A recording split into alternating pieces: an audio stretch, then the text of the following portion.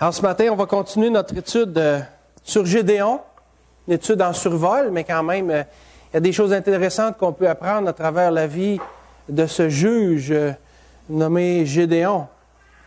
Donc premièrement, on avait vu, il y a 3 semaines, 1 mois, qu'après avoir été appelé par l'Éternel à le servir, Gédéon a dû être fortifié par Dieu.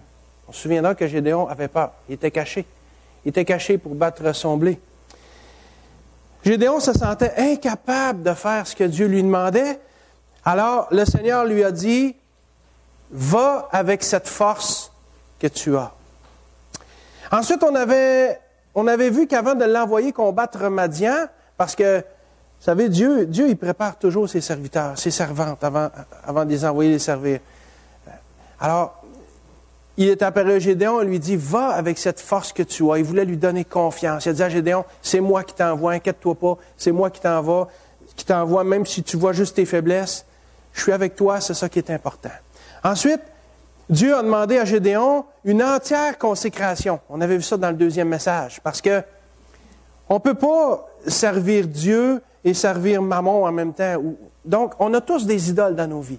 Et quand on veut servir le Seigneur adéquatement, il faut savoir renverser les autels de ces idoles qui sont dans nos vies. Alors Dieu avait dit à Gédéon, va et renverse l'autel de Baal, abat le pieu d'Astarté qui est dessus. Gédéon devait faire du ménage dans sa vie, dans sa propre maison, dans la maison de son père. Parce que Dieu voulait faire disparaître toute trace d'idolâtrie de la vie de Gédéon.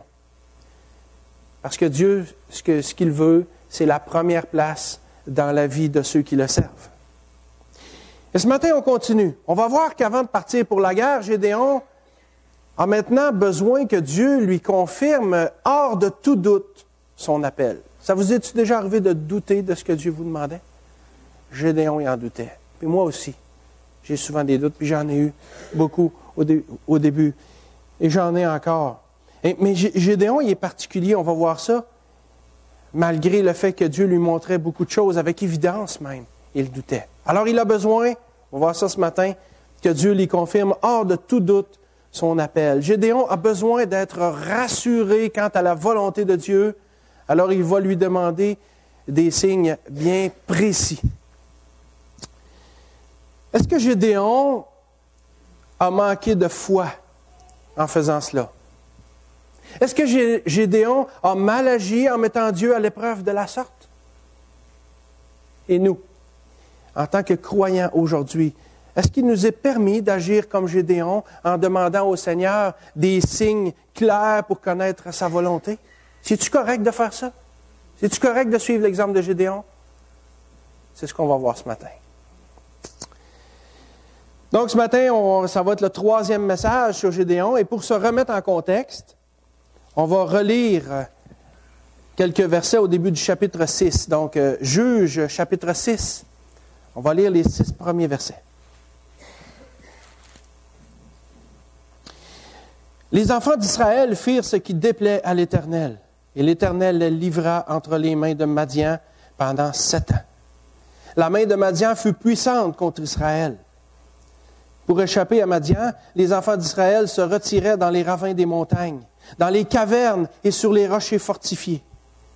Quand Israël avait semé, Madian montait avec Amalek et les fils de l'Orient, et ils marchaient contre lui. Ils campaient en face de lui, détruisaient les productions du pays jusque vers Gaza, et ne laissaient en Israël ni vivres, ni brebis, ni bœufs, ni ânes. Car ils montaient avec leurs troupeaux et leurs tentes. Ils arrivaient comme une multitude de sauterelles. Ils étaient innombrables, eux et leurs chameaux, et ils venaient dans le pays pour le ravager. Israël fut très malheureux à cause de Madian, et les enfants d'Israël crièrent à l'Éternel.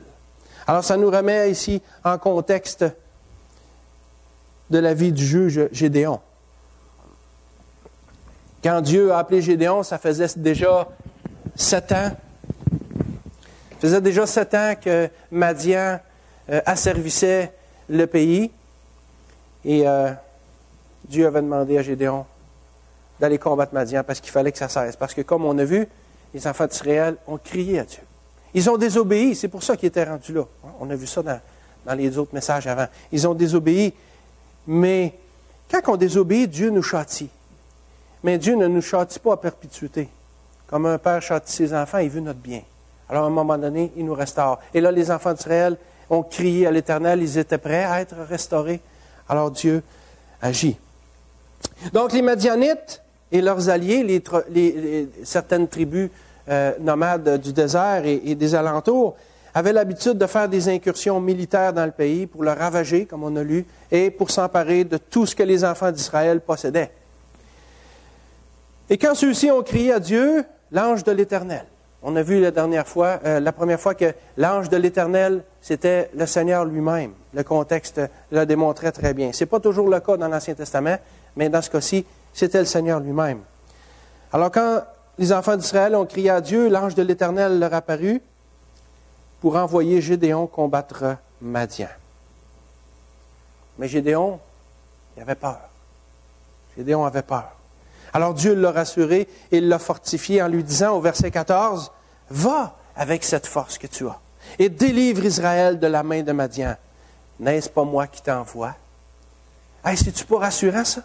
Il me semble que le Seigneur nous dit personnellement, « Va faire ce que je te demande. Puis inquiète-toi pas, c'est moi qui t'envoie, je t'assure déjà de la victoire. » C'est ça qui est arrivé avec Gédéon. Ensuite, comme l'Éternel le lui avait demandé, Gédéon renverse l'autel de Baal qui était chez lui. Mais en faisant ça, Gédéon s'expose à de graves conséquences de la part de sa famille et des gens de son village. Parce que ces gens-là étaient idolâtres. Alors Baal et Astarté, c'était leur idole. Et Gédéon est allé de nuit pour renverser tout ça. C'est sûr qu'il n'était pas content de ça. Mais encore une fois, Dieu a montré à Gédéon qu'il était avec lui en protégeant sa vie, parce que les gens du village, souvenez-vous, et les gens de la maison de son père voulaient le tuer, ils voulaient tuer Gédéon pour ça. Mais Dieu l'a protégé. Puis non seulement il l'a protégé, mais il a fait que ces gens-là se rallient à Gédéon. Wow, il y a juste le Seigneur qui peut faire ça. Hein? Et là, on arrive dans dans la section, pardon, j'ai de la misère à parler, j'ai une grippe d'homme. Je sais que les femmes, vous ne comprenez pas, mais c'est une grippe d'homme. Alors, on arrive dans la section des versets 33 à 40, où Gédéon, qui n'est pas encore très, très sûr de lui et de ce que Dieu lui demande de faire, malgré tout, il va mettre l'Éternel à l'épreuve, encore une fois, et il va lui demander par 2 fois un signe clair et miraculeux. On va lire les versets 33 à 40.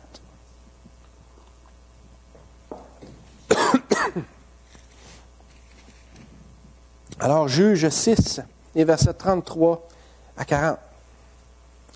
Tout Madian, Amalek et les fils de l'Orient se rassemblèrent. Ils passèrent le Jourdain et campèrent dans la vallée de Jizréel. Gédéon fut revêtu de l'Esprit de l'Éternel. Il sonna de la trompette et Abiézer fut convoqué pour marcher à sa suite. Il envoya des messagers dans tout Manassé, qui fut aussi convoqué pour marcher à sa suite. Il envoya des messagers dans Azer, dans Zabulon et dans Nephtali, qui montèrent à leur rencontre. Gédéon dit à Dieu, « Si tu veux délivrer Israël par ma main, comme tu l'as dit, voici, je vais mettre une toison de laine dans l'air. Si la toison seule se couvre de rosée et que tout le terrain reste sec, je connaîtrai que tu délivreras Israël par ma main, comme tu l'as dit. » Et il arriva ainsi. Le jour suivant, il se leva de bon matin, pressa la toison et en fit sortir la rosée, qui donna de l'eau plein une coupe. Gédéon dit à Dieu, « Que ta colère ne s'enflamme point contre moi, et je ne parlerai plus que cette fois. Je voudrais seulement faire encore une épreuve avec la toison. Que la toison seule reste sèche, et que tout le terrain se couvre de rosée. » Et Dieu fit ainsi cette nuit-là. La toison seule resta sèche, et tout le terrain se couvrit de rosée. Donc, Madian et ses alliés se sont rassemblés pour attaquer Israël, encore une fois, et dévaster le pays. Mais, nous dit le verset 34, Gédéon fut revêtu de l'Esprit de l'Éternel. Il sonna de la trompette, et Abiézer fut convoqué pour marcher à sa suite. Abiézer, là, c'est le nom ici qui désigne la famille, le clan auquel Gédéon appartenait. Ensuite, il envoya des messagers dans tout Manassé. Manassé, c'est la tribu de Gédéon. Donc, Abiézer, c'était comme sa maison, sa famille, son petit clan. Et de façon plus large, Manassé, c'était la tribu de Gédéon. Ensuite, les messagers sont allés dans Hazer, dans Zabulon et dans Nephtali, qui sont d'autres tribus voisines, dans le nord d'Israël. Et tous ces gens-là totalisaient une armée de 32 000 hommes. 32 000. Regardez au chapitre 7, la fin du verset 3. 22 000 hommes parmi le peuple s'en retournèrent et il en resta 10 000. 22 plus 10, ça fait quoi ça? 32. Alors c'est comme ça qu'on sait qu'il y avait 32 000 hommes qui ont répondu à l'appel de Gédéon. C'est quand même spécial, hein? Il était tout seul au début, Gédéon, puis il avait peur. Mais Dieu lui a dit, va avec cette force que tu as. Alors il lui a rallié premièrement ses gens proches, ses serviteurs à la maison de son père. Et là, voilà que toute sa tribu et les tribus voisines, 32 000 hommes sont derrière lui pour l'aider à accomplir ce que l'Éternel lui demande. Wow! Moi, ça m'impressionne de voir comment est-ce que Dieu travaille. Hein? Quand Dieu nous dit, va avec cette force que tu as, on ne doit pas avoir peur, on doit obéir, puis on doit y aller. Surtout si c'est lui qui nous dit, puis il nous dit, inquiète-toi pas, je vais être avec toi. Wow! C'est ce qui est arrivé ici. Donc, 32 000 hommes sont maintenant prêts à suivre Gédéon à la guerre. C'est quand même impressionnant. Mais malgré tout, Gédéon doute encore de l'appel de Dieu pour lui. Pourtant, c'est Dieu lui-même qui est apparu à Gédéon pour l'envoyer combattre Madian en l'assurant de la victoire. On voit ça dans les versets 11 à 16. Ensuite, comme preuve qu'il était avec lui, l'Éternel a agréé le sacrifice de Gédéon. On voit ça dans les versets 17 à 24, où l'ange de l'Éternel, avec son bâton, a fait monter le feu du rocher pour agréer l'holocauste, le sacrifice. Dieu a aussi fait en sorte que les gens de la famille et du village de Gédéon se rallient à lui au lieu de le tuer à cause de l'autel de Baal. On a vu ça dans les versets 25 à 32. Et maintenant, ce jeune homme qui se cachait pour battre son blé au début, Gédéon, était revêtu de l'Esprit de Dieu et il devient le général en chef d'une armée de 32 000 hommes. Écoutez, il ne s'est pas passé des années. Là. Ça n'a pas été long, là. Malgré tout ça, Gédéon a encore besoin d'un signe pour être sûr que c'est Dieu qui l'envoie. C'est quand même spécial. Mais dites-moi, est-ce que Gédéon était un homme qui manquait de foi? Après ma mort, on pourrait le penser. Mais ce n'est pas le cas. Gédéon ne manquait pas de foi, puisqu'il figure dans le chapitre 11 de l'Épître aux Hébreux, ce que j'appelle le temple de la renommée des héros de la foi. Le nom de Gédéon figure au verset 32, en Hébreux 11, 32, comme étant un héros de la foi. Alors, on ne peut pas dire que Gédéon manquait de foi. C'est pas ça. En fait, Gédéon ne manquait pas de foi dans la puissance et la capacité de Dieu à agir. C'est-à-dire qu'il savait que l'Éternel était capable de faire tout ça. C'était pas ça qui était en cause. Moi, je crois plutôt que Gédéon était tout simplement dépassé par la situation et qu'il avait besoin de certitude, de conviction quant à la volonté de Dieu. Et je dis ça parce que j'ai vécu une situation qui me permet, le texte premièrement le démontre, mais aussi dans mon expérience personnelle, j'ai vécu une situation qui me permet de m'identifier à ce que Gédéon vivait ici. Je vais vous en parler un petit peu plus tard. Mais pour vous-même, est-ce que vous avez déjà connu un sentiment comme celui-là où vous aviez l'impression, je dis bien l'impression, de manquer de foi devant une situation précise? Vous êtes-vous déjà arrivé ça? Est-ce que je manque de foi? J'ai l'impression que je manque de foi.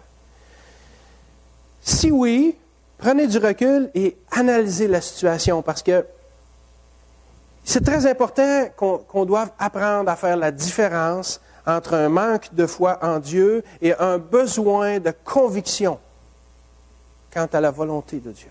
C'est important de faire la différence entre les deux. Et c'est facile de se mêler. Alors, je répète ça. C'est important de faire la différence entre un manque de foi en Dieu et un besoin de conviction venant de Dieu.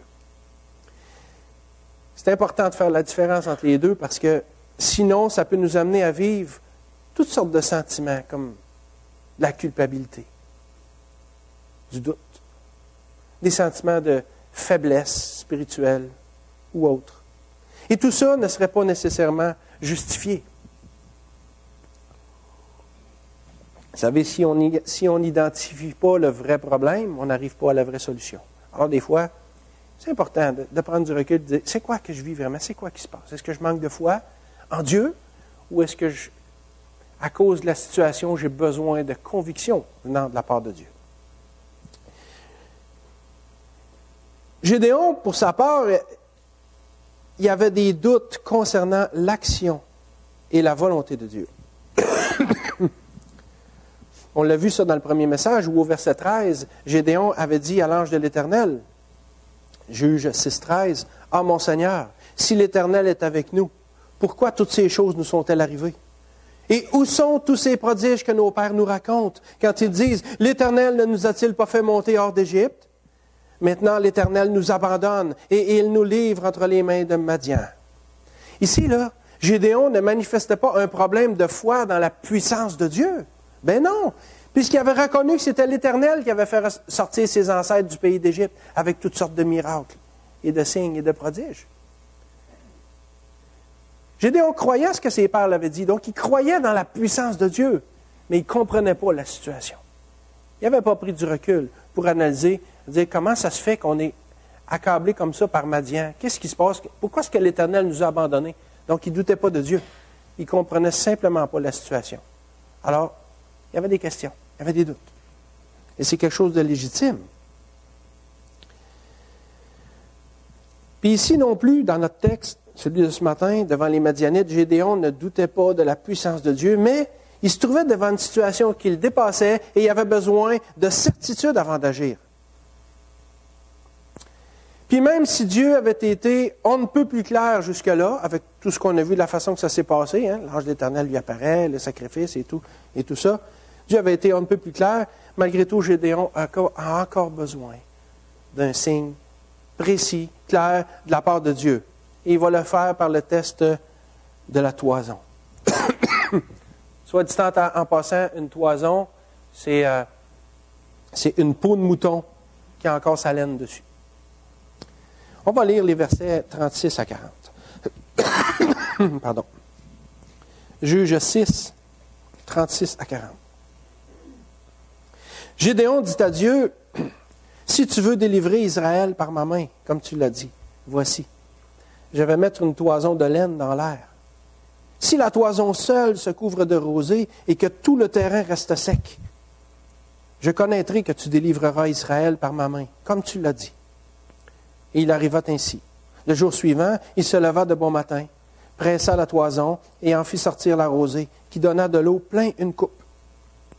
Gédéon dit à Dieu, « Que ta colère ne s'enflamme point contre moi, et je ne parlerai plus que cette fois. Je voudrais seulement faire encore une épreuve avec la toison, que la toison seule reste sèche, et que tout le terrain se couvre de rosée. » Et Dieu fit ainsi cette nuit-là. La toison seule resta sèche, et tout le terrain se couvrit de rosée.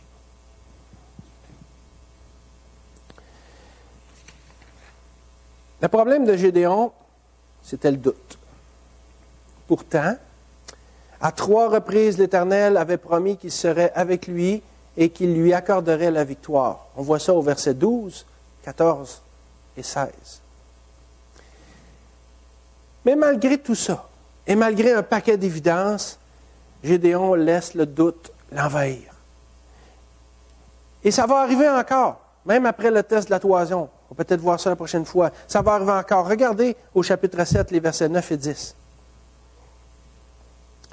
L'Éternel dit à Gédéon pendant la nuit, « Lève-toi, descends au camp, car je l'ai livré entre tes mains. Si tu crains de descendre, descends-y avec Pourra, ton serviteur. » Si tu crains de descendre. Voyez-vous, Gédéon, là, ses doutes, ils n'ont pas arrêté là avec le test de la toison. Ça continue. C'était un homme qui avait des doutes.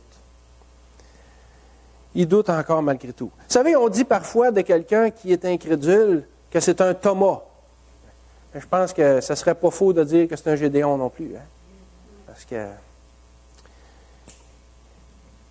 Bref.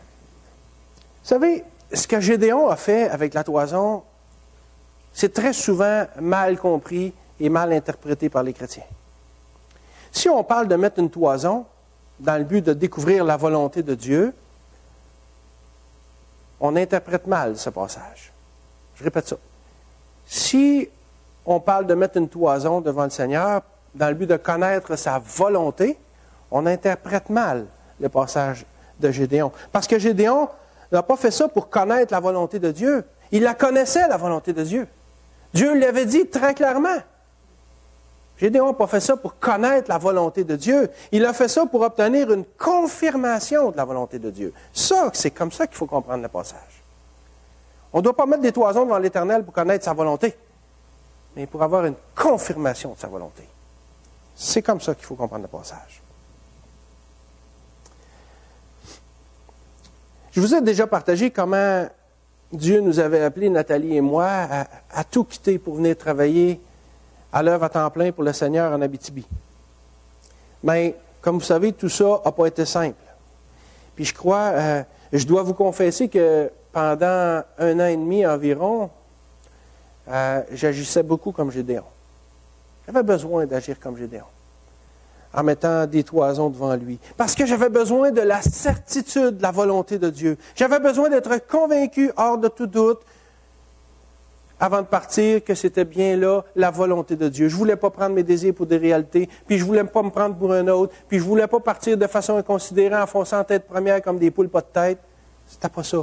Le Seigneur m'a demandé quelque chose de gros, puis j'avais besoin d'en avoir la certitude. Alors pendant 1 an et demi, j'ai mis une toison devant le Seigneur. Tout comme c'était évident que Dieu appelait Gédéon à aller combattre les Madianites. C'était très évident pour Nathalie et moi, et même pour les gens qui nous entouraient aussi. Les responsables de notre église là-bas et de d'autres églises alentours, des gens qu'on connaissait. C'était évident. Dieu avait rendu évident pour tout le monde qui nous appelait à l'œuvre. Il voulait qu'on déménage en Abitibi pour implanter cette église ici. Il nous avait montré ça très clairement. Mais j'avais le même problème que Gédéon. J'avais besoin que Dieu me confirme de façon claire sa volonté. Écoutez, là, c'était pas une petite affaire que Dieu nous demandait. Je n'étais pas pasteur, moi, là, à Shawinigan, avant de m'en venir ici. Là. Je travaillais d'une shop. Quand Dieu nous a montré qu'il nous appelait à l'œuvre, ça impliquait que je quitte mon emploi. Je travaillais chez Alcan depuis 16 ans. Ça impliquait que je quitte ça, là. Ça impliquait que je vende ma maison sans être sûr que je pourrais m'en racheter une autre. Je devais déraciner ma famille puis l'emmener de loin de tous les gens qu'on connaissait. Shawinigan, c'est à 800 km d'ici. Je devais apprendre à vivre par la foi parce que mes revenus financiers seraient des dons reçus de part et d'autre. Je devais apprendre sur le tas comment on devient pasteur et comment on dirige une église locale. Pas des affaires que je savais, moi, là, avant. Alors, vous comprenez que j'avais besoin de certitude avant de partir. Parce que tout ça aurait un impact majeur sur ma vie et sur celle de ma famille. Alors, je ne voulais pas me tromper. Je ne voulais pas agir comme un insensé. Les enjeux étaient gros. Vous savez, il y a trop de gens qui agissent par impulsion en disant que Dieu leur a dit ceci ou cela, que Dieu leur a montré ceci ou cela, puis qu'en bout de ligne, ça se termine en catastrophe. Je ne voulais pas que ça m'arrive. J'ai donc, à plusieurs reprises, mis une toison devant l'Éternel. Et ce n'était pas pour connaître sa volonté. Je le savais, sa volonté. C'était évident pour nous, c'était évident pour bien d'autres alentours aussi. Mais je voulais être sûr, hors de tout doute, que c'était vraiment sa volonté. Je vais vous donner un exemple de toison que j'ai mis devant l'Éternel. J'ai déjà raconté, mais je pense que ça s'y prête bien ici. Si vous l'avez déjà entendu, c'est pas grave. À un moment donné, on était dans le processus avant de partir et tout ça, puis on était chez nous, puis Nathalie et moi, puis on parlait. Je disais à Nathalie, j'ai dit, tu sais, si on s'en va là-bas, là, il faut vendre la maison. Là. J'ai dit, Nathalie, on va mettre le Seigneur à l'épreuve. On s'est mis à genoux tous les deux, à terre. On fait ça souvent, on se met à genoux, puis on prie, puis là, on a dit, Seigneur, si c'est vraiment ta volonté,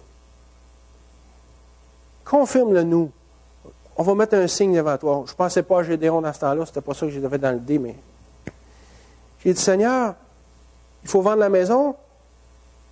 Je te demande de nous envoyer un acheteur dans la maison ici. Mais là, on ne mettra pas de pancarte à vendre. On ne passera pas par un agent d'immeuble non plus. Nathalie m'a regardé en voulant dire, tu ne trouves pas que tu exagères un peu? Mais j'ai dit non. J'ai dit, garde, on va l'avoir le cœur net. Parce qu'en quelque part, j'avais peur. J'avais peur de partir. J'essayais de me disqualifier tout le temps, même si je savais ce que Dieu voulait. Fait que là, je me suis dit, écoute, c'est sûr que ça ne marchera pas. Fait que regarde, ça va être réglé, on va passer à d'autres choses, puis je vais arrêter de m'en faire avec ça. Dans l'après-midi, le téléphone sonne. Dans la même journée, le téléphone sonne. C'était un type qui habitait dans la région de Trois-Rivières. Il dit, salut, il dit, j'ai entendu dire que votre maison est à vendre, puis il dit, moi, je me cherche une maison dans votre secteur, on peut-tu aller visiter ça? Nathalie a dit, c'est parce que c'est qui t'a dit ça? Ah, ben là, c'est un tel qui me connaissait, puis qui me dit ça. Ah, Nathalie, ça compte pas. C'est les gens qui a dit. OK, bon, ça compte pas. C'est vrai, mais c'est pas un signe de Dieu. Il n'a entendu parler par un autre. OK.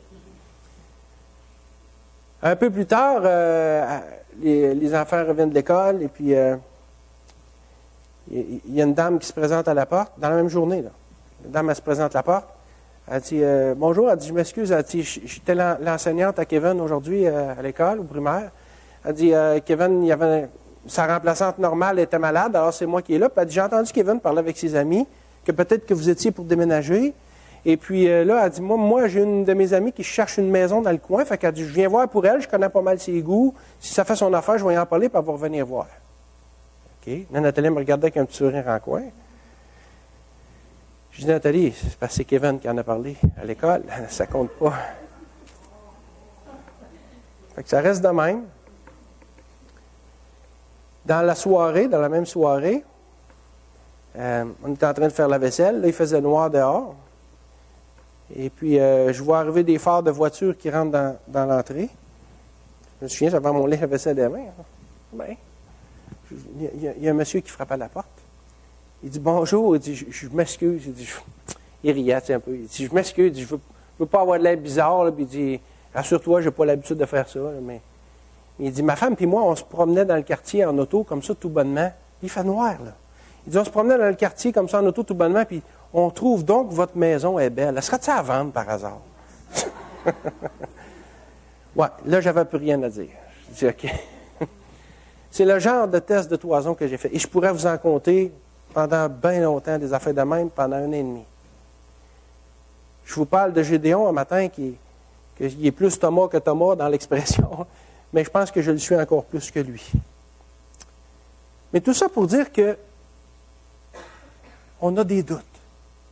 On a des doutes, puis des fois, même si on connaît la volonté de Dieu, on a besoin d'être rassuré parce que ça peut avoir de l'impact. Il y a des décisions qui peuvent avoir de l'impact. Ce n'est pas comme d'acheter un char rouge ou un char bleu. Là. Écoutez bien, c'est ma vie là, qui était tout ce que je connaissais, mon travail, mon emploi, déraciner la famille, m'en venir sans avoir aucune certitude que ça marcherait ici. Là, vous comprenez? Là? J'avais besoin de certitude. Alors j'ai mis ces toisons-là devant le Seigneur.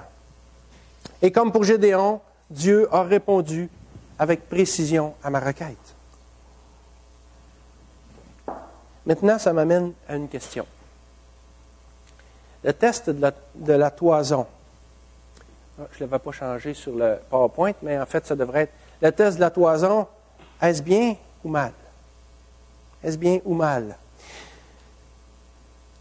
Il y a une chose que je remarque dans le texte, c'est que même si Gédéon met une toison devant l'Éternel, il le fait avec respect.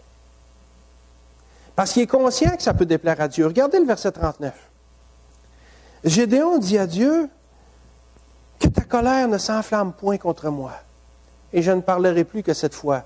Je voudrais seulement faire encore une épreuve avec la toison. » Sentez-vous le respect que Gédéon, la crainte qu'il a en s'approchant de Dieu? En tant qu'enfant de Dieu, on a le loisir.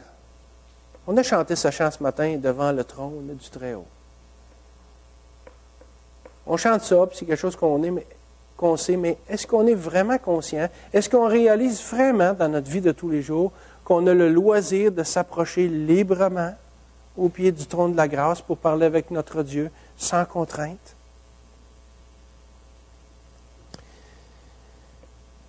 On a le loisir de lui demander, de s'approcher de lui n'importe quand et de demander à notre Papa du ciel n'importe quoi. Ça ne veut pas dire qu'il est obligé de nous répondre. Hein? Il nous répondra s'il veut, mais ça se peut qu'il ne nous réponde pas. Mais quoi qu'on lui demande, on doit le faire avec respect et avec soumission à sa volonté, quelle que soit sa réponse. C'est-à-dire que si je lui demande quelque chose, si je mets une toison devant lui, je dois le faire avec respect, mais je ne dois pas l'engager à me répondre. Il ne me doit rien. Il m'a déjà tout donné à la croix. Il ne me doit plus rien. Il faut être conscient de ça. Ça me titille des fois quand j'entends des chrétiens parler ou avoir un comportement qui on dirait qu'ils ordonnent des choses au Seigneur. On ne peut pas faire ça. On n'a pas ce pouvoir-là. Soyons plus humbles que ça. Tout comme Gédéon, Dieu n'était pas obligé de me répondre de la façon dont je lui ai demandé. Absolument pas. Mais dans mon intimité avec lui, je pouvais le faire, c'est certain, et ça n'avait rien d'irrespectueux. Puis Dieu qui connaissait mon cœur a vu mon insécurité. Il a vu mon besoin profond. Il connaissait ma situation. Il connaissait l'enjeu, l'impact de tout ça. Il savait que j'avais besoin qu'il me réponde réellement. Et il l'a fait. Il l'a fait. Ah, il aurait pu faire autrement, ou il aurait pu ne pas le faire pantoute. Mais il a choisi de le faire de cette façon-là, comme il l'a fait avec Gédéon, puis je l'en remercie.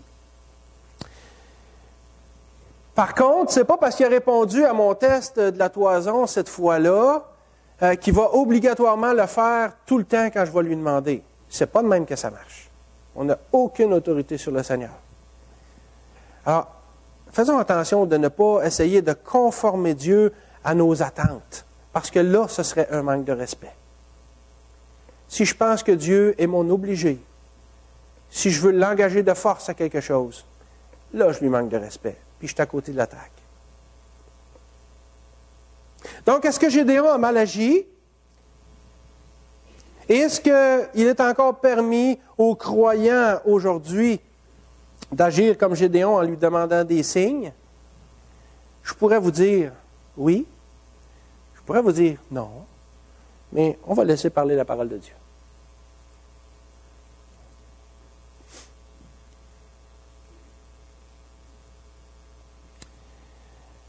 J'ai fait quelques petites recherches rapides et en Genèse 24, des versets 12 à 15, on voit le serviteur d'Abraham. Le serviteur d'Abraham avait été envoyé dans un pays lointain parce qu'il devait trouver une épouse pour Isaac. Il était presque arrivé à destination et là, il prie Dieu et il lui demande un signe précis. Et Dieu a honoré sa requête. Et ce qui est remarquable, c'est ce que nous dit le verset 15 de Genèse 24. Il n'avait pas encore fini de parler que sortit sa cruche sur l'épaule Rebecca. Dieu avait répondu à la requête précise du serviteur d'Abraham avant même qu'il ait terminé de lui demander. Il y a un verset qui dit ça dans le Nouveau Testament, hein, Dieu connaît nos besoins, même avant qu'on lui demande. Hein? Il y a aussi le roi Ahaz, en Ésaïe 7. En Ésaïe 7, 10 à 12, il est écrit ceci. L'Éternel parla de nouveau à Ahaz et lui dit, « Demande en ta faveur un signe à l'Éternel, ton Dieu. Demande-le, soit dans le lieu bas, soit dans les lieux élevés. » Achaz répondit, « Je ne demanderai rien, je ne tenterai pas l'Éternel. » Ici, c'est Ahaz qui avait une mauvaise attitude. Là. Mais dans cet exemple-là, c'est Dieu lui-même qui invite ce mauvais roi, parce qu'Ahaz était un roi qui ne suivait pas l'Éternel. Mais c'est Dieu lui-même qui a demandé un signe, qui était pour l'accomplir. Parce qu'il avait besoin de délivrer Jérusalem, mais Ahaz a refusé. Plutôt que de demander quelque chose à l'Éternel, il a plutôt fait endurer toutes ses souffrances à son peuple. C'était un mauvais roi, Ahaz, de toute façon. En 2 Rois 20, les versets 8 à 11, on a aussi un exemple du roi Ézéchias. À la demande d'Ézéchias, Dieu a fait reculer l'ombre de 10 degrés. C'était probablement un cadran solaire, là, vous savez. Donc, le soleil a changé sa course ou le temps a reculé, je ne sais pas trop, mais l'ombre a reculé de 10 degrés pour prouver que le roi Ézéchias, qui était malade, serait guéri. Et Dieu a accordé à Ézéchias ce qu'il lui avait demandé. Donc, le serviteur d'Abraham, l'exemple d'Ahaz, l'exemple du roi d'Ézéchias. Dans aucun de ces exemples-là, Dieu désapprouve la demande d'un signe. Au contraire, même dans un des cas, c'est Dieu qui le suggère. Et Dieu n'a pas réprimandé Gédéon non plus. Au contraire, dans sa grâce et sa miséricorde, Dieu a agi avec compassion avec Gédéon et lui a accordé ce qu'il lui demandait. Maintenant, est-ce que ces exemples-là sont valables pour nous? Oui, mais c'est l'Ancien Testament, ça, Tony. Là. Ça fait quand même un bout, il ne faudra pas charrier. C'est une bonne question. Est-ce que ces exemples-là sont valables pour nous? Est-ce qu'on peut se servir de ça pour apprendre des choses, pour appliquer des choses dans nos vies? Voyons ce qu'en pense l'apôtre Paul. Alors qu'il écrit aux croyants de Corinthe, Paul cite quelques exemples de l'Ancien Testament et il dit en 1 Corinthiens 10, 11, « Ces choses leur sont arrivées pour servir d'exemple et elles ont été écrites pour notre instruction à nous qui sommes parvenus à la fin des siècles. » Qu'est-ce que vous en pensez? Donc, je crois qu'on peut conclure que de demander un signe au Seigneur, ce n'est pas mal. Si on en a vraiment besoin.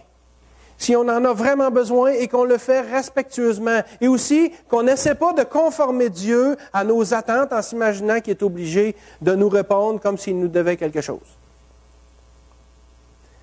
Puis dans tous les cas, on doit être prêt à accepter que le Seigneur ne répondra peut-être pas de cette façon. Ainsi, on demeure respectueux. On peut s'approcher du trône de la grâce respectueusement, étant prêt à accepter la volonté et la réponse de Dieu. Peut-être que là, vous vous dites, oui, mais la Bible nous dit, tu ne tenteras point le Seigneur ton Dieu. C'est vrai. La Bible dit ça. En Matthieu 4, 7, la Bible dit ça. Mais dans quel contexte est-ce que la parole de Dieu nous dit ça? On va regarder. En Matthieu 4, 5 à 7, on peut lire ceci. Le diable le transporta Jésus, dans la ville sainte, le plaça sur le haut du temple et lui dit, « Si tu es fils de Dieu, jette-toi en bas, car il est écrit, il donnera des ordres à ses anges à ton sujet, et ils te porteront sur les mains, de peur que ton pied ne heurte contre une pierre. » Jésus lui dit, « Il est aussi écrit, tu ne tenteras point le Seigneur ton Dieu. » Donc, comme toujours, le contexte nous donne la réponse. Satan ne met pas Dieu à l'épreuve pour connaître sa volonté. Il le fait pour la contrecarrer. Pas pareil, ça. Et ça n'a rien de respectueux. Alors, ce cas-ci est un mauvais exemple. C'est un exemple à ne pas suivre. Alors oui, la Bible dit, tu ne tenteras point le Seigneur ton Dieu. Mais on voit dans le contexte qu'on ne peut pas appliquer ça à nous parce que c'est Satan qui fait ça. Et Satan ne cherchait pas à connaître avec certitude la volonté de Dieu. Il la connaissait, la volonté de Dieu. Il essayait simplement de la contrecarrer. Voyons un autre passage dans lequel la demande d'un signe est rejetée par le Seigneur. En Matthieu 12, les versets 38 à 39, on peut lire ceci. Alors quelques-uns des scribes et des pharisiens prirent la parole et dirent, « Maître, nous voudrions te voir faire un miracle. » Il leur répondit, « Une génération méchante et adultère demande un miracle. Il ne lui sera donné d'autre miracle que celui du prophète Jonas. » Encore une fois, on pourrait élaborer, là, mais le temps me manquerait, mais pour résumer, là, encore une fois, le contexte nous démontre ici que ces gens-là, premièrement, ils refusaient de croire en Jésus. Et leur demande, de toute façon, était plus une forme de provocation qu'une demande simple. Puis Jésus ne pouvait pas leur accorder ce signe-là parce que son temps n'était pas terminé. Jésus devait finir son ministère parce que le signe du prophète, c'est le tombeau. Il va aller dans le tombeau et il va ressortir.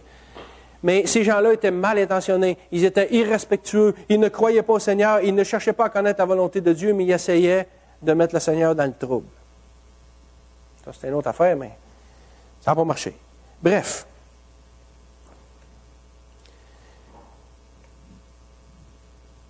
En conclusion, Dieu avait appelé Gédéon à faire quelque chose de spécial.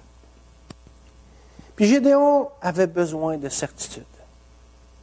Puis je crois qu'on peut, nous autres aussi, demander des certitudes et des précisions au Seigneur, mais selon les critères qu'on vient de voir. C'est-à-dire que pour connaître sa volonté, c'est-à-dire pas pour connaître sa volonté, mais pour avoir une confirmation de sa volonté quand on en a vraiment besoin, c'est correct de mettre Dieu à l'épreuve, si je peux employer cette expression-là. Donc de lui demander un signe clair, un signe précis. Et il n'est pas obligé de nous répondre.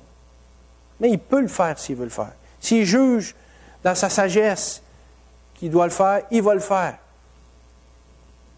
Puis le test de la toison non plus, ce n'est pas un jeu auquel on doit s'adonner à toutes les sauces, là, devant toutes les circonstances. Là.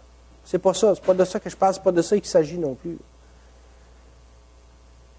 Puis c'est inutile aussi de demander au Seigneur un signe pour savoir si on doit, par exemple, se débarrasser d'une mauvaise habitude ou d'un péché dans notre vie. La Bible contient des passages clairs là-dessus. Ce que la Bible nous déclare clairement, elle le déclare clairement. Demandez pas un signe au Seigneur là-dessus. Il pourra nous dire, lis ta Bible et tu vas avoir ta réponse. Mais il y a des choses que la parole de Dieu ne nous dit pas. Dans ce sens-là, on peut mettre Dieu à l'épreuve, et ce n'est pas péché, ce n'est pas mal, mais respectueusement, dans les bonnes conditions, comme on vient de voir. Est-ce que vous cherchez des certitudes précises concernant la volonté de Dieu pour votre vie? Vous avez le droit de le mettre à l'épreuve. La majorité du temps, vous allez obtenir ces certitudes-là par la lecture de la parole de Dieu, par la prière, en parlant aussi à des frères ou des sœurs dans le Seigneur qui sont matures, qui sont aptes à vous donner de bons conseils, à vous diriger. C'est par là qu'on doit commencer. C'est par là, c'est les outils de base. Mais quand on a besoin d'aller plus loin, là, on peut s'approcher du trône de la grâce, puis mettre une toison devant l'Éternel respectueusement pour avoir des certitudes. Et peut-être que vous êtes ici ce matin et que vous cherchez une certitude quant à la volonté de Dieu de vouloir vous sauver. Je me suis déjà demandé ça. La Bible nous dit que Dieu veut que tous les hommes soient sauvés. Mais on peut se demander des fois, Seigneur, est-ce que tu veux vraiment me sauver moi? Il m'est arrivé à quelques reprises de discuter avec des gens où les gens disaient, écoute, Dieu ne peut pas me sauver, j'en ai trop fait. Je suis trop un grand pécheur. Mon âme est trop noire. J'ai fait trop de péchés, je ne suis pas capable de me pardonner moi-même, le Seigneur ne me pardonnera pas. Sachez une chose, c'est que la volonté de Dieu, c'est que tous les hommes soient sauvés. Maintenant, est-ce que vous n'avez pas besoin de mettre une toison devant l'Éternel pour savoir qu'il veut vous sauver, que c'est vraiment sa volonté que vous veniez à lui? Parce que ça, c'est un fait, la Bible nous le dit. Tout ce que vous avez à faire, ce n'est pas de mettre une toison, c'est d'ouvrir votre cœur. D'ouvrir votre cœur au pied du trône de la grâce, puis de dire, Seigneur, toi qui as tout fait, toi qui as accompli le salut pour moi. Mes péchés sont si nombreux que j'ai l'impression que tu ne peux pas me pardonner. Mais laissez-le vous dire comme il est écrit dans sa parole. Dieu veut que tous les hommes soient sauvés. Quiconque croit en lui ne périsse point, mais qu'il ait la vie éternelle. Dieu veut vous sauver, ça c'est une certitude. Vous n'avez pas besoin de mettre une toison devant le Seigneur pour ça. Ouvrez-lui votre cœur, puis laissez-le vous imprégner, non pas de la rosée du ciel, mais du Saint-Esprit qui va entrer en vous, qui va vous saisir, qui va transformer, qui va vous donner un cœur nouveau, comme Ézéchiel nous parle. Ça, c'est la volonté de Dieu. Puis si vous pensez que vous n'êtes pas capable de vous pardonner vous-même, alors Dieu ne peut pas vous pardonner, c'est que vous sous-estimez royalement la grandeur de Dieu. Et l'important, c'est que Dieu vous pardonne. Et si Dieu vous pardonne, vous n'avez pas le droit de ne pas vous pardonner à vous-même. Parce que Dieu est plus grand que tous. Puis le prix qu'il a payé sur cette croix pour qu'on puisse avoir le pardon de nos péchés, il est suffisant pour vous, même si vous pensez que vous n'êtes pas capable de vous pardonner.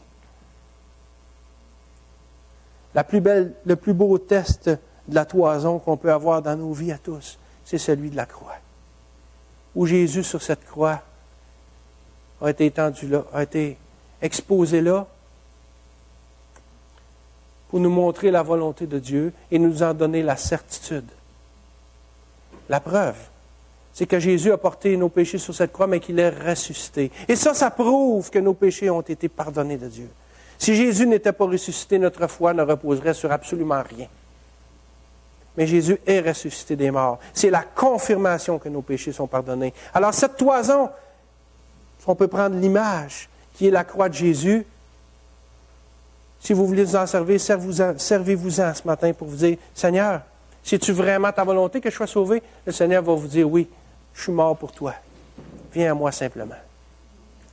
Approchez-vous de Dieu. Ouvrez-lui votre cœur. Laissez son esprit venir sur vous, vous habiter, vous donner un cœur nouveau, puis vous changer pour l'éternité. Si vous cherchez Dieu, mettez-les à l'épreuve. Le Seigneur a dit, je ne mettrai pas dehors celui qui vient à moi.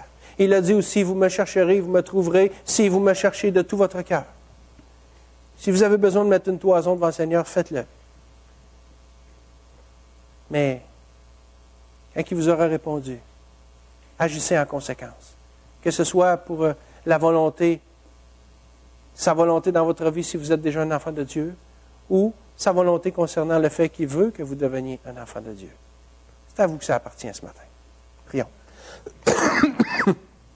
Seigneur, merci pour cet exemple qu'on a vu ce matin dans ta sainte parole qui nous montre que le test de la toison, on en a tous dans nos vies à un moment donné ou à un autre.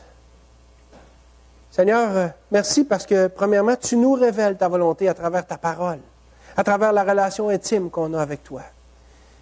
Mais des fois, Seigneur, dans notre faiblesse, dans notre humanité, on a besoin d'aller plus loin. Merci de nous permettre de faire le test de la toison avec toi. Et Seigneur, quand on le fait, donne-nous de le faire respectueusement. Et merci parce que des fois, tu réponds. Puis merci parce que tu fais partie de nos vies. Puis tu veux faire partie aussi de la vie de ceux qui ne t'appartiennent pas déjà. Merci d'être qui tu es. Bénis ta parole en nos cœurs. Puis je t'en prie dans le nom précieux de Jésus-Christ. Amen.